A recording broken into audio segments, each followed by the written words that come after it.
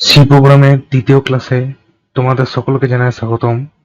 আজকের ক্লাসে আমরা একটি সি প্রোগ্রাম প্রস্তুত করব, যার সাহায্যে কোনো বৃত্তের ক্ষেত্রফল এবং পরিসীমা বা পরিধি সেটা কিভাবে নির্ণয় করা যায় সেটা আমরা আলোচনা করব। ঠিক আছে? সো আমি এখন এই প্রোগ্রামটা ডেভ সি প্লাস প্লাস সফটওয়্যারে করব।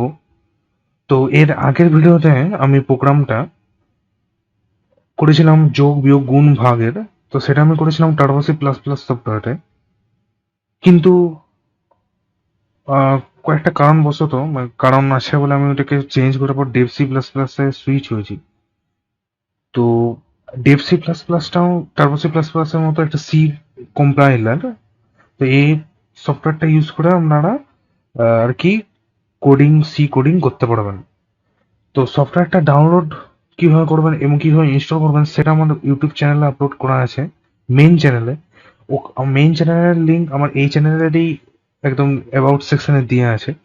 তো এছাড়াও আমি ভিডিও ডেসক্রিপশন বক্সে লিঙ্কটা দিয়ে দেবো, ওখানে ক্লিক করে আমরা ডাইরেক্টলি ভিডিওটা গিয়ে পর এই ডেভ সি প্লাস প্লাসটা সফটওয়্যারটা ইনস্টল করে পর আপনারা কোডিংটা করতে পারবেন।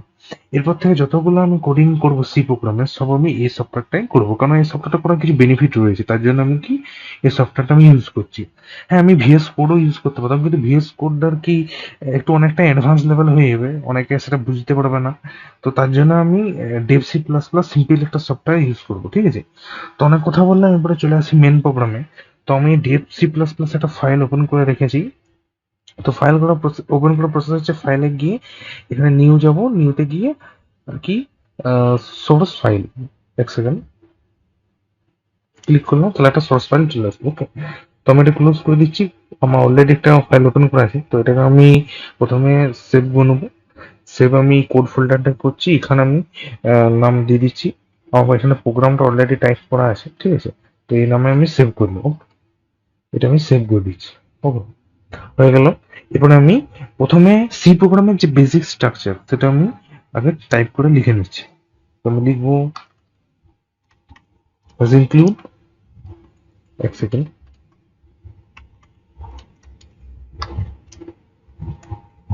stdio dot h has include conio dot h name. এবার আমি কোডটা স্টার্ট করছি লেখা, ঠিক আছে? তো এট ফার্স্ট আমি ফ্লোট ধরে নেবো। ফ্লোটে কিছু ভ্যারিয়েবল ধরতে হবে আমাদেরকে। আমি ধরে নেবো ফ্লোট। ফ্লোট ধরলাম। ফ্লোটে আর কি প্রথমে আমাদের রেডিয়াসটা ইনপুট হবে, ঠিক আছে? তো আমি এখানে রেডিয়াস ধরে নিচ্ছি আর। ওকে, তো আর ধরলাম। এরপর আমরা এরিয়া ক্যালকুলেট করব। তো এরিয়া ক্যালকুলেট করার আগে আমাদের প্রথমে প্রিন্ট দিতে হবে, যে প্রিন্ট করব, যে প্রিন্ট আমরা কি দেবো? প্রিন্টে দেবো আমরা যে প্রথমে enter radius of A circle. মানে প্রথমে আমাদের আর কি রেডিয়াসটা ইনপুট হবে, সেটা আমি দিয়ে দিচ্ছি। লিখবো enter radius of A circle is equal two দিলাম।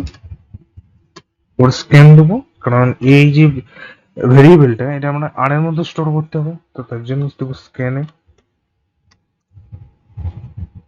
পার্সেন্টেজ এফ কমা অ্যান্ড কোন ভেরিয়েবলের মধ্যে স্টোর হবে? আর এর মধ্যে, তাই আমি লিখবো আর। হয়ে গেল। এরপর আমরা ক্যালকুলেশন করব। তো আমরা এরিয়ার সূত্রটা কি, বৃত্তের এরিয়া ক্যালকুলেট করার, ক্ষেত্রফল ক্যালকুলেট করার সূত্র কি? তো বৃত্তের ক্ষেত্রফল ক্যালকুলেট করার সূত্রটি হচ্ছে পাই আর স্কোয়ার। আর পরিধি বা পরিসীমার ক্ষেত্রফলের সূত্রটা হচ্ছে 2 পাই আর। এগুলো আমাদের কম্পিউটারে যে কোডিংটা সেটা তো পায়ের মান ভ্যালুটা বুঝবে না। তো তার জন্য আমরা কি করবো, পায়ের ভ্যালুটাকে আমরা একটা ফ্র্যাকশন নাম্বারে কনভার্ট করে নেবো। তো পায়ের ভ্যালু আমরা জানি সকলে যে 22/7। এবার এটাকে যদি আমরা ভাগ করে নিই, তাহলে এর মান আছে 3.141 সামথিং। তো আমরা এই ভ্যালুটাকেই ক্যালকুলেট করে চলবো, ঠিক আছে? তো এখানে আমি চলে আসছি আবার ডেভ সি প্লাস প্লাস, করে লিখবো এরিয়া ইজিক্যাল টু পাই আর স্কোয়ার, ঠিক আছে? তো আমি লিখবো পায়ের ভ্যালুটা লিখে দিচ্ছি 3.141 পাই ইন্টু আর। কেন? না, আমাদের আর স্কোয়ার করতে হবে, তো আর এর ভ্যালুটাকে আমি যদি দুবার গুণ করে দিই তাহলে স্কোয়ার হয়ে যাবে। তাই করে দিলাম 3.141 ইন্টু আর পাই আর স্কোয়ার। ঠিক আছে, এবারে লিখবো আমি circumference. Circumference is equal two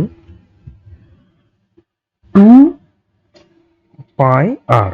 এই যে দেখতে পাচ্ছি 2 পাই আর, তো আমি লিখবো 2 ইন্টু 3.141 ইন্টু আর। ওকে, হয়ে গেল। এরপরে আমরা কি করব, প্রিন্ট দেবো। প্রিন্ট দিচ্ছি, প্রিন্টে আমাদের লেখা আসবে যে area is equal to percentage F comma, তার আগে আমরা ব্যাকস্ল্যাশ দেবো কারণ আমাদের লাইনটাকে ডাউন করতে হবে। ব্যাকস্ল্যাশ এন কমা দেবো আমরা কি। এবার একটা জিনিস বলি যে আমরা যেহেতু এরিয়া ধরেছি, তো তার জন্য আমরা লিখে দেবো এখানে এরিয়া। এরিয়া, ঠিক আছে, লিখলাম। আমার প্রিন্ট দেবো, প্রিন্টে এখানে দেবো আমরা কি circumference. Circumference is equal to percentage F. Okay, তো এখানে আমরা নিব যে এখানে ব্যাকস্ল্যাশ এন দেওয়ার প্রয়োজন নেই কারণ আমাদের তো আর লাইনটাকে ব্রেক করে তো লাভ নেই, কারণ আমরা দুটো আউটপুটই বার করবো, একটা হচ্ছে আর এরিয়া, একটা হচ্ছে সার্কামফারেন্স। ওকে, তো আমি এখানে দিয়েছি কমা সার্কাম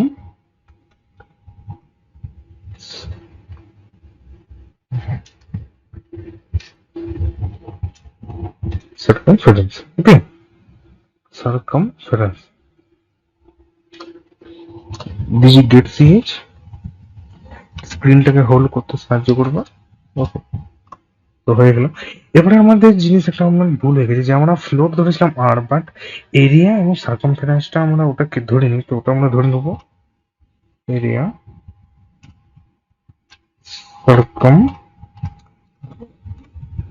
সার্কামফারেন্স। ঠিক আছে, এরপরে আমি এটাকে সেভ করে নিচ্ছি। সেভ করলাম। এবার আমরা চলে যাবো রান করবো। তো রান করার জন্য আমরা চলে যাবো এক্সিকিউট কম্পাইল অ্যান্ড রান। তো এখানে দেখতে পাচ্ছি আমি এন্টার রেডিয়াস অফ সার্কেল দিচ্ছি, আমি দিয়ে দিলাম 4.9। তো আমাদের এরিয়া বেরোচ্ছে 75 পয়েন্ট সামথিং, সার্কামফারেন্স বেরোচ্ছে 30। তো আমরা ক্যালকুলেট করে নিচ্ছি এটা।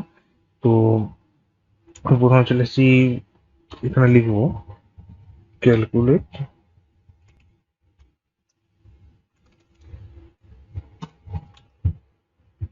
Area of circle.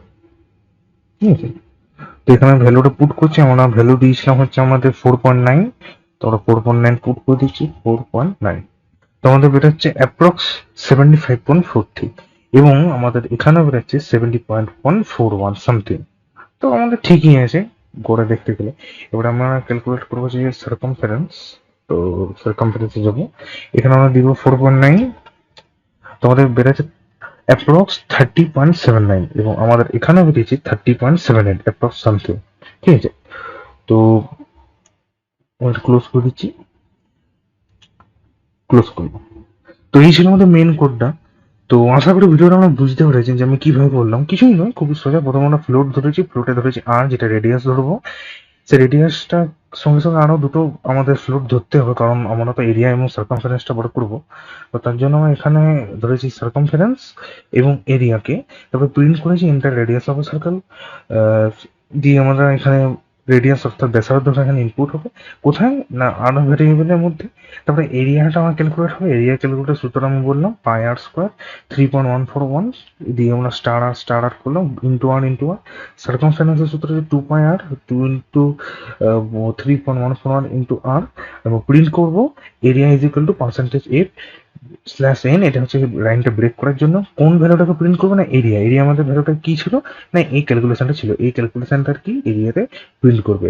এবং প্রিন্ট সার্কামফারেন্সে কোনটা ছিল, এই যে সার্কামফারেন্স, এটাই আমাদের এখানে প্রিন্ট করবে। তবে মনে রাখবেন যে টেক্সটটা আমরা এখানে ইনপুট করবেন সেই টেক্সটটা যেন এই জায়গায় এবং এই জায়গায় থাকে। যদি কোথাও বড় ছোট হয়ে যায় অনেক সময় কি হয় অটো কারেকশন হয়ে যায়, বাট অনেক সময় হয় না, দিয়ে আমাদের কোডিং এ প্রবলেম আসতে পারে, ঠিক আছে? তো সেটা আমি আগে থেকে বলে দিলাম।